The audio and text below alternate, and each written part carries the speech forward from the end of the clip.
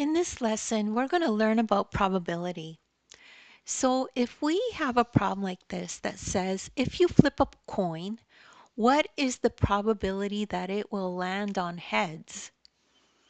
So a coin has two sides, right?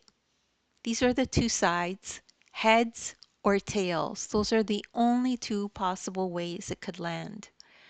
So let's understand the meaning of probability. The probability is the number of favorable outcomes out of the number of possible outcomes. So what does that mean? What are the possible outcomes? So we're looking at this part now. There's either heads or tails. So there's two outcomes, only two possible outcomes, either heads or tails. That's going to be our denominator. What is the favorable outcome? Well, we're looking for heads. So only one favorable outcome we're looking for, heads only. So the probability is 1 out of 2, or 1/2, that the coin will land on heads. So that's basically what we're calculating here.